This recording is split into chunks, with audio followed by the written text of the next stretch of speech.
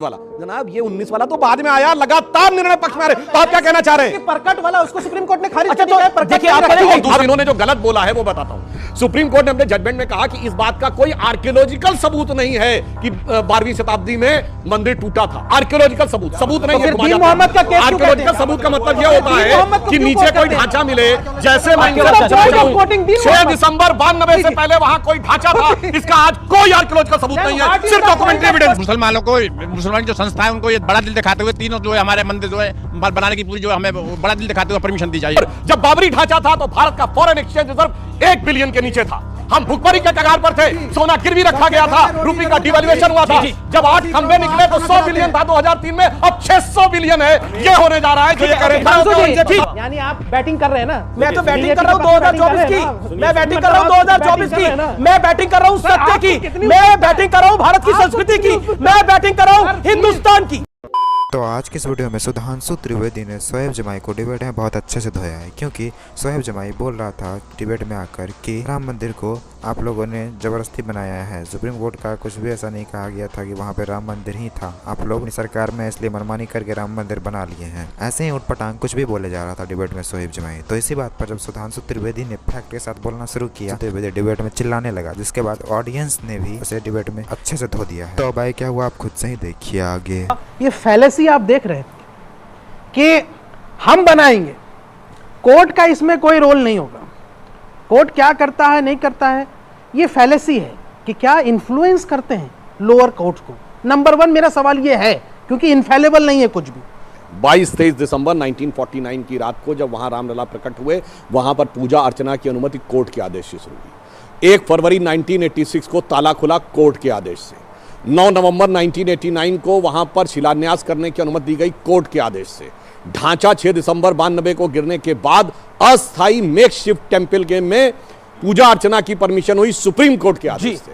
2003 में radar mapping की report के आधार पर खुदाई करने की परमिशन दी गई कोर्ट के आदेश से। 30 सितंबर 2010 को high court, Allahabad high court की लखनऊ बेंच ने, जिसने माना केंद्रीय गुंबद श्री रामलला विराजमान का है 1/3 2/3 वाला। जनाब ये 19 वाला तो बाद में आया, लगातार निर्णय पक्ष में आ रहे। तो आप क्या कहना चाह रहे हैं? परकट वाला उसको सुप्रीम कोर्ट ने खारिज कर तो दिया है। देखिए आप दूसरा सुप्रीम कोर्ट के जजमेंट में और कहना चाहता हूं, आपके पहले ही सेंटेंस को बोल रहे हैं, मैं बता देना चाहता हूं। सुप्रीम कोर्ट ने यह कहा है कि ये बताइए, सुप्रीम कोर्ट के फैसले को मानते हैं आप? मानते हैं ना? आपने जो मिसकोट किया वो मैं बोल रहा हूं। तो आप परकट हुई या रखी गई बताइए। आप बोल रहे थे, फिर आप बोलिए नहीं। हम तो सुप्रीम कोर्ट के फैसले के बारे में पूछ रहे हैं। देखिए मैं ये बात मानता हूं कि एक तो हम लोगों के मन में बहुत बड़ी पीड़ा है कि दुनिया में हमारे ही भगवान हैं जो खुद भी रिस्पोंडेंट थे। श्री रामलला विराजमान अपना मुकदमा खुद लड़ रहे थे। अब इन्होंने जो गलत बोला है वो बताता हूं। सुप्रीम कोर्ट ने अपने जजमेंट में कहा कि इस बात का कोई आर्कियोलॉजिकल सबूत नहीं है कि 12वीं शताब्दी में मंदिर टूटा था। आर्कियोलॉजिकल सबूत नहीं है। मोहम्मद का केस आर्कियोलॉजिकल सबूत का मतलब यह होता है कि नीचे कोई ढांचा मिले, जैसे मैं 6 दिसंबर 92 से पहले वहां कोई ढांचा था, इसका आज कोई आर्कियोलॉजिकल सबूत नहीं है, सिर्फ डॉक्यूमेंट्री एविडेंस। मैं ये चाहता हूँ मुसलमानों को, मुसलमान जो संस्था है उनको ये बड़ा दिल दिखाते हुए तीनों जो है हमारे मंदिर जो है बनाने की पूरी जो हमें बड़ा दिल दिखाते हुए परमिशन दी जाए। जो कौन से? काशी विश्वनाथ मंदिर, अयोध्या मंदिर की फैसला हो चुका और श्री कृष्ण मंदिर का। मतलब इसमें देवकी नंदन जी आपने भी कई बार अपील करी है कि भाईचारा दिखाना चाहिए। क्या कहना चाहते हैं कि आपको लगता है बड़ा दिल दिखाना चाहिए? देखिए इनसे बात की जाती है बड़े दिल की, इनका बड़ा दिल होता नहीं है। अभी इन्होंने योगी के ऊपर कुछ कहा, योगी जी के ऊपर।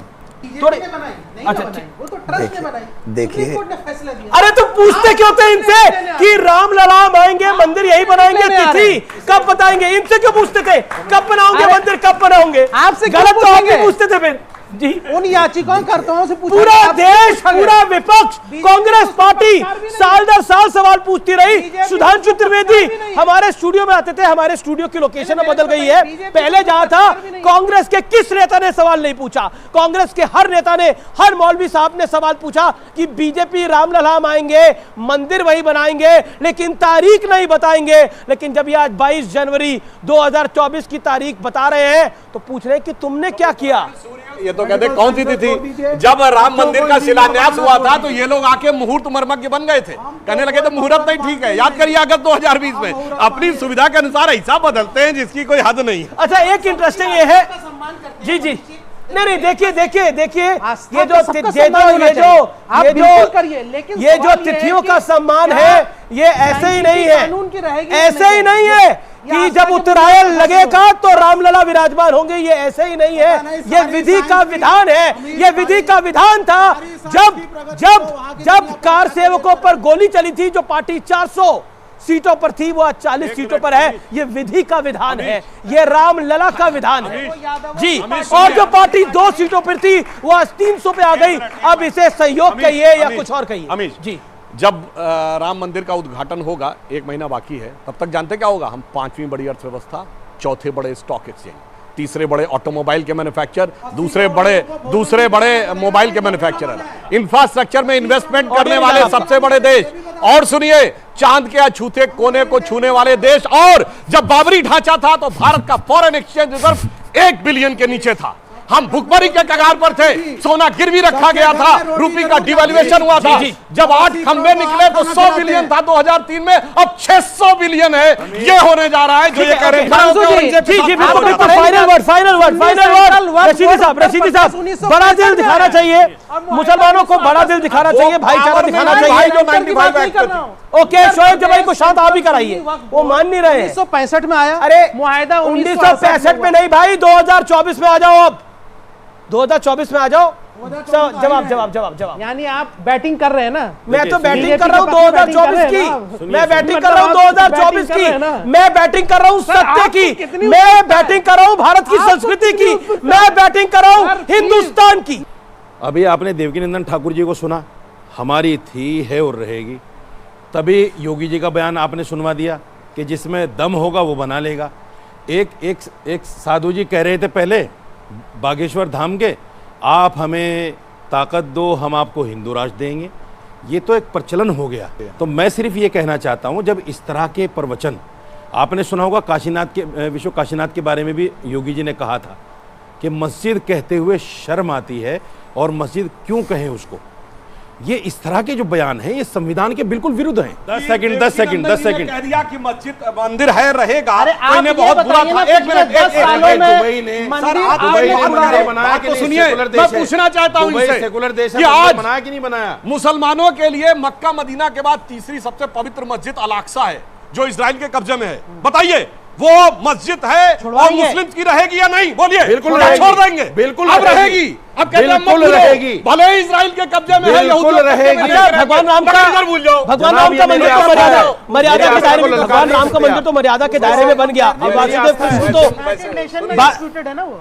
कृष्ण तो मर्यादा में रहना सिखाते हैं। दार्शनिक बात है, अगर कोई इसको गहराई से समझ सके और हल्के में समझे तो ऐसे ही समझ ले, मगर बहुत गहरी बात है। भगवान राम मर्यादा के देवता थे। जब वो जागृत हुए तो उन्होंने सिर्फ मर्यादा स्थापित की। भगवान शंकर संहार के देवता हैं, तो जब काशी विश्वनाथ जागृत होंगे तो तमाम प्रतिगामी शक्तियों का संहार होगा। और भगवान कृष्ण लीला पुरुषोत्तम हैं, उनकी जब लीला आएगी तो सब देखते रह जाएंगे कि भारत कहां से कहां पहुंचे। जी शोएब जमाई जैसे लोग हर डिबेट में आकर ऐसे ही कहेंगे कि राम मंदिर नहीं था, ये नहीं था, वो नहीं था। मतलब इन लोगों को हमेशा हिंदुओं की भावनाओं को भड़काने में ज्यादा मजा आता है। और ये लोग उठपटांग कहाँ क्या बोलेगा, इसे कोई फर्क नहीं पड़ता है। उसके बाद ये लोग खुद अपनी कही की बातों में फंस ही जाता है, लेकिन फिर भी ये लोग मजबूर है अपनी आदतों से, जिस वजह से ये लोग हर डिबेट में सुनता है सामने वालों से, और इसीलिए हर बार ऑडियंस से अपनी हर डिबेट में जाकर धुलाई करवाता है। और सुधांशु त्रिवेदी से जैसे लोगों से जब इन लोगों का सामना होता है, ऐसे ही अपनी बेइज्जती करवाता है। खैर, आपको अगर थोड़ा सा वीडियो अच्छा लगा तो वीडियो को लाइक कर दीजिए, और ऐसे ही वीडियोस के लिए आप हमारे चैनल को सब्सक्राइब जरूर कर लीजिएगा। हम मिलते हैं बहुत जल्द किसी और वीडियो में।